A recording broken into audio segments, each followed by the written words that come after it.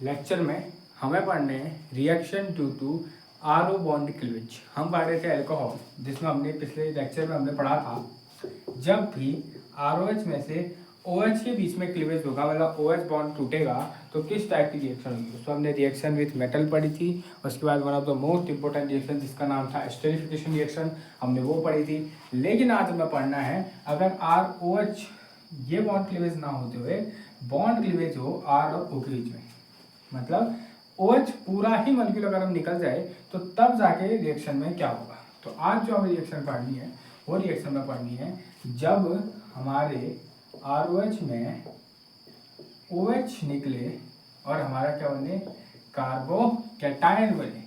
इसकी हमें रिएक्शन पढ़नी है। अब मुझे एक बात बताओ, ऑक्सीजन ज्यादा इलेक्ट्रोनेगेटिव है तो रिएक्शन की तरफ, ऑक्सीजन ज्यादा इलेक्ट्रोनेगेटिव है तो हमारा जो इलेक्ट्रॉन है, जो बॉन्ड है, ऑक्सीजन की तरफ टूटेगा तो ऑक्सीजन तो OH नेगेटिव की फॉर्म में निकल जाएगा, तो बचेगा क्या, R पॉजिटिव, जो कि एक क्या है, कार्बोकैटायन, जो कि क्या है, कार्बोकैटायन है। और हमें पता है, अगर देखो वहां भी हमने पढ़ा था क्या, रिएक्टिविटी ऑर्डर। वहां हमने क्या पढ़ा था कि सबसे ज्यादा रिएक्टिव होते हैं 1 डिग्री, फिर 2 डिग्री, क्योंकि 3 डिग्री, क्योंकि 1 डिग्री में सबसे कम इलेक्ट्रॉन डोनेटिंग ग्रुप होते हैं जो अल्कोक्साइड आयन को क्या करते हैं, ज्यादा कम अनस्टेबल करते हैं। बट हमें बताएं कार्बोकैटायन जब बनता है तो कार्बोकैटायन की स्टेबिलिटी क्या होती है, 3 डिग्री, 2 डिग्री और 1 डिग्री, ये होती है कार्बोकैटायन स्टेबिलिटी।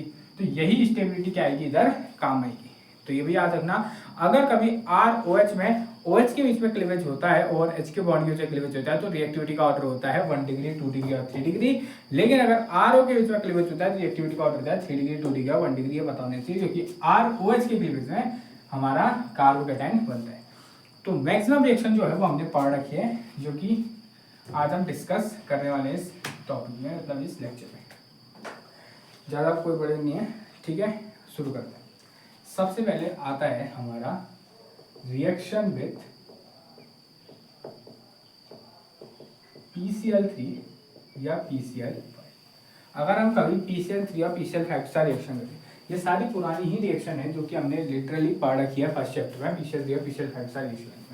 अगर हम जब PCl3 के साथ रिएक्शन करते हैं तो मैंने जनरल ROH ले लिया, और जब भी ROH PCl3 के साथ रिएक्ट करेगा तो हमें पता होना चाहिए इसमें हमें कितने मोल लेने हैं, 3 मोल लेने हैं, क्योंकि तीनों के तीनों Cl R के साथ जुड़ जाते हैं। तो इसमें डायरेक्ट बनता है 3RCl और निकलता है एक चीज जो कि होती है H3PO3। ये तो अब आपको याद होना चाहिए क्योंकि लास्ट चैप्टर में हमने पढ़ा कि ये रिएक्शन H3PO3 निकलते हैं। और अगर PCl5 के साथ रिएक्शन करते हैं तो वहां पर हमें कोई भी क्या नहीं लेना पड़ता, 3 मॉलिक्यूल नहीं, सिर्फ सिंगल मॉलिक्यूल लेना पड़ता है, क्योंकि इसमें बहुत सारी चीजें निकलती है। सबसे पहला तो मेन जो हमें RCl बनाने में निकलता है। अब बचा क्या, बचा हमारा 50 Cl बचे हैं, एक ऑक्सीजन, एक हाइड्रोजन और एक हमारा P फॉस्फोरस बचा है। तो इतना आपको बताना चाहिए कि क्या क्या बचा है। देखो हाइड्रोजन और Cl, एक तो HCl निकल जाएगा, और इसमें एक बहुत ही बढ़िया चीज बनती है जो होता है POCl3, POCl3। तो ये दो रिएक्शन तो हमने लास्ट चैप्टर में ही पढ़ रखे हैं, वही सेम रिएक्शन है कि रिएक्शन विद PCl3 और PCl5। PCl3 में याद रखना कि ROH के 3 मॉलिक्यूल लेने हैं, जिसमें 3RCl बनता है, साथ में H3PO3 हाइड्रो फॉस्फोनिक एसिड बनता है। और ROH जब PCl5 से रिएक्ट करता है वहां पे एक ही मॉलिक्यूल लेना है, जिसमें कि RCl और HCl और POCl3 निकलते हैं। एक और रिएक्शन होती है, रिएक्शन यहीं पे दिखाते हैं, रिएक्शन विद SOCl2। ये तो 3 रिएक्शन तो पिछले ही तुम्हारे चैप्टर की है, इसलिए हम इसे ज़्यादा उतना डिस्कस नहीं कर रहे। थाइमिल क्लोराइड के साथ रिएक्शन है, जल्दी जल्दी हो जाएगी पूरी। हमें है ना ROH लेना है, इससे क्या करनी है, SOCl2 के साथ रिएक्शन करानी है। तो 3 चीज़ें इसमें निकलती है। पहली चीज़ जो हमको चाहिए RCl, वो निकलेगा। दूसरी चीज़ जो हमको चाहिए SO2, वो निकल जाएगा। और तीसरी चीज़ HCl निकल जाएगा। तो 3 चीज़ें इसमें निकलती है। ये थायोनिल क्लोराइड के साथ रिएक्शन करती है। तो ये तो 3 रिएक्शन है, तो पुरानी ही रिएक्शन है, इसमें कोई भी नई चीज़ नहीं थी, ये तीनों तीनों पुरानी रिएक्शन थी। तो इनको एज इट इज हमने वैसे लिख दिया, और आपको याद होनी चाहिए, इसका हमने पूरा पढ़ा था किस तरीके से होती है, ठीक है, ओके। अब आता है सबसे तगड़ी चीज़, क्या तगड़ी चीज़ जो कि इस लेक्चर की जान है। ये लेक्चर जो आज मैं करा रहा हूँ ये इसी रिएक्शन के लिए मेनली मैं करा रहा हूँ, जो कि है लुकास टेस्ट। जो कि क्या है, लुकास टेस्ट। ये रिएक्शन इसी लेक्चर का एक्चुअल में जो ये रिएक्शन है ये लुकास टेस्ट के लिए ही है एक्चुअल में, क्योंकि ये तो 3 रिएक्शन तो एक्चुअल में पुरानी ही थी, तो इसमें कोई इतना टाइम नहीं गया। तो हेडिंग डालना अभी लुकास टेस्ट, अभी हेडिंग डालना reaction with Lucas reagent. Lucas reaction के साथ रिएक्शन हमें सबसे पहले पढ़नी है, फिर टेस्ट की तो हम बाद में बात करेंगे। पहले हमें समझना है कि रिएक्शन होती कैसे है, लुकास टेस्ट क्या करता है वो तो हम बाद में समझना है। पहले हमें समझना है कि लुकास रिएक्शन के साथ जब रिएक्शन होती है तो तब होता एक्चुअल में क्या है, एक्चुअल में होता क्या है। तो पॉइंट सिंपल है, सबसे पहले तुम्हें बताना चाहिए कि लुकास रिएजेंट चीज क्या है। लुकास रिएजेंट चीज क्या है? लुकास रिएजेंट कुछ नहीं होता, it is hydrochloric acid with anhydrous ZnCl2, यही होता है लुकास रिएजेंट। क्या कहा? HCl with anhydrous ZnCl2। जब किसी भी अल्कोहल की रिएक्शन कराते हो तो क्या चीज देता हो तो हम बाद में सोचेंगे। पॉइंट पहले ये है कि जो HCl को अगर तुम एनहाइड्रस ZnCl2 के साथ लेते हो तो इसी चीज को कहते हैं लुकास रिएजेंट कहते हैं। ठीक है, तो होगा क्या, हम सिंपल एक कोई भी अल्कोहल ले लेंगे, सिंपल मैंने ROH ले लिया, इसकी रिएक्शन मैंने HCl in the presence of anhydrous ZnCl2 के साथ कराई, तो कुछ नहीं होगा, एक ही चीज़ निकलती है, मेन निकलता है RCl जो कि हमारा एल्किल हैलाइड है, और साथ में निकलता है H2O निकल जाता है, साथ में क्या निकलती है H2O निकल जाती है। तो ये मेन रिएक्शन है, जनरल रिएक्शन। हमें इसके मैकेनिज्म में समझनी है, फिर समझना है कि टेस्ट किस तरीके से ये काम करता है। तो पहले आपको बताते हैं लुकास रिएजेंट क्या होता है। लुकास रिएजेंट कोई नई चीज़ नहीं होती है, लुकास रिएजेंट सिर्फ HCl विद एनहाइड्रस ZnCl2 है। ये वैसे रिएक्शन आप क्लास 12 पर पढ़ चुके हैं, बट फिर भी यहाँ पे आपको अच्छे से बताई जा रही है क्योंकि ये बहुत ही one of the important test होता है, क्योंकि ये डिफ्रेंशिएट करता है तुम्हारे अल्कोहल तुम्हारा 1 डिग्री है, 2 डिग्री है या 3 डिग्री है। ये चीज़ को डिफाइन करने में बहुत ज़्यादा मदद करता है। तो पॉइंट ही ध्यान समझना, सबसे पहले लुकास रिएजेंट क्या होता है बताना चाहिए। लुकास रिएजेंट होता है HCl with anhydrous ZnCl2। Question ऐसे ही पूछता है कि what happen when alcohol react with Lucas reagent, तो आपको पता होना चाहिए ना लुकास रिएजेंट क्या होता है ये। और दूसरी चीज, अगर जब लुकास रिएजेंट के साथ रिएक्शन होती है तो तुम्हारा प्रोडक्ट क्या होता है ये भी आपको पता होना चाहिए। तो अब उसकी मैकेनिज्म बड़ी है, क्योंकि अगर आपको लुकास टेस्ट लिखा है तो आपको पहले रिएक्शन बतानी पड़ेगी, उसके पहले बताना पड़ेगा लुकास टेस्ट होता क्या है। लुकास टेस्ट होता है तो हम किसी भी अल्कोहल रिएक्शन किसका कराते हैं, लुकास रिएजेंट का। फिर बताना पड़ेगा लुकास रिएजेंट क्या होता है, फिर आपको एक जनरल रिएक्शन दिखाते हैं उसकी मैकेनिज्म बतानी पड़ेगी। तो सबसे पहले शुरू करते हैं, जनरली मैंने ले लिया CH3, ओके, जैसे चलो CH3 CH2OH, ये मैंने क्या ले लिया, एक अल्कोहल ले लिया, मैंने क्या ले लिया, एक अल्कोहल ले लिया। ठीक है, अब हमें पता है कि जो HCl है, चलो पहले HCl से शुरू करते हैं। एक चीज़ तो पता है, HCl जो होगा वो H+ और Cl नेगेटिव टूटेगा। HCl जो होगा वो H+ में और Cl नेगेटिव में टूटेगा। फिर जो हमारा जो H पॉजिटिव है ये अटैक करेगा हमारे किसमें, हमारे अल्कोहल में। चलो CH3 CH2OH ले लिया, इसमें कौन अटैक करेगा, हमारा H+। HCl जो एक्चुअल में H+ आया है वो अटैक करेगा। अब HCl H+ कैसे देता है ये भी अगर मैं अच्छे बताऊँ तो कुछ नहीं होता है। HCl है, ये ZnCl2 हमने पढ़ रखी है, ये इसका रिएक्ट करेगा ZnCl3 नेगेटिव, ऐसा कुछ बनेगा और H+ निकल जाएगा।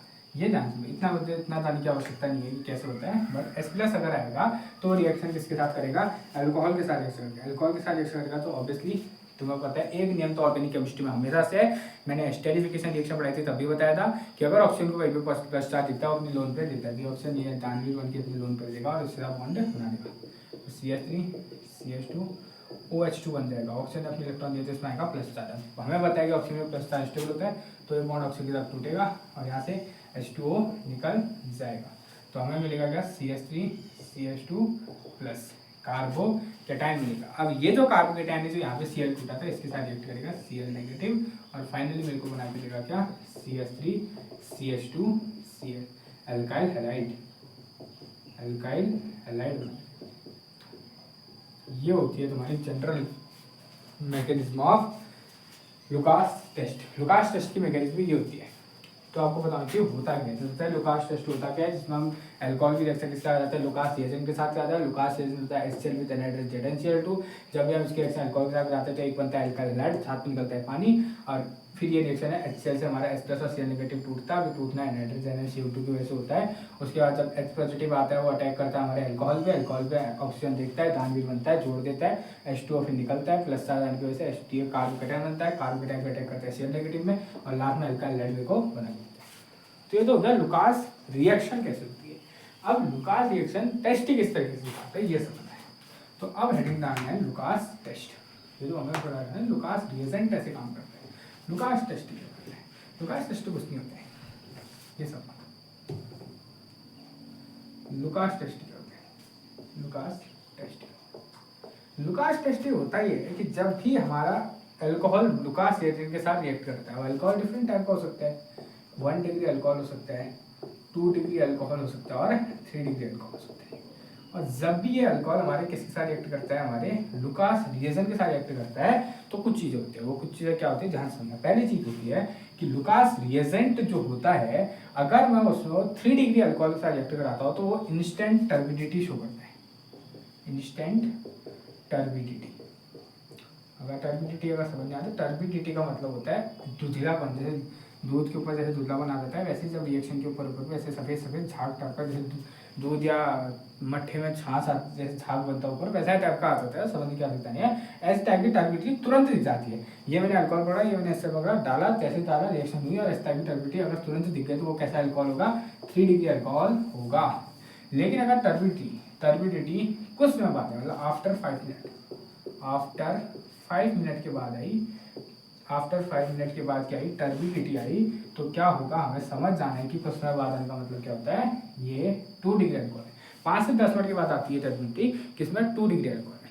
तो अगर ये 5 से 10 मिनट के बाद आ रही है तो हमारा कितना है, 2nd डिग्री सेकेंडरी अल्कोहल है। लेकिन अगर ये रिएक्शन हो रही है, ये रिएक्शन नहीं हो रही है, तुमने पकड़ा, तुमने अल्कोहल पकड़ा, उसमें तुमने डाल दिया और वो देखा कि यार ये रिएक्शन ही नहीं हो रही है, ना अल्कोहल ना पानी निकल रहा है, कुछ हो ही नहीं रहा है, तो इतना समझ जाना कि बेटा ये है 1 डिग्री अल्कोहल। क्योंकि 1 डिग्री अल्कोहल रूम टेम्परेचर पे रिएक्ट नहीं करता है विकास के साथ, हमें थोड़ा सा टेम्परेचर को इंक्रीज हीट करना पड़ेगा। जब हम रिएक्शन को हीट करते हैं तब जाके 1 डिग्री अल्कोहल लुकास टेस्ट देता है। मतलब अगर टर्बिडिटी दिखी नहीं, रूम टेम्परेचर में टर्बिडिटी दिखी नहीं, तो समझ जाना क्या होगा, 1 डिग्री अल्कोहल होगा। तो लुकास टेस्ट होता क्या है, जब भी हमारा अल्कोहल लुकास रिएजेंट के साथ रिएक्ट करता है तो डिफरेंट डिग्री के अल्कोहल, चाहे वो प्राइमरी हो, टर्शरी हो, प्राइमरी से सेकेंडरी हो या टर्शरी हो, अलग अलग बिहेवियर शो करते हैं। जैसे टर्शरी वाला लुकास टेस्ट के लुकास के साथ रिएक्ट करते हैं, इंस्टेंट टर्बिडिटी शो करता है। सेकेंडरी वाला आपको समय बाद शो करता है और 1 डिग्री वाला शो रूम टेम्परेचर पे नहीं करता है। तो सिंपल यही है हमारा क्या, लुकास टेस्ट, कि यही हमारे इस तरीके से ही हमारे क्या करता है, 1 डिग्री को, 2 डिग्री को और 3 डिग्री को अलग अलग करता है। तो ये था आपका लुकास टेस्ट।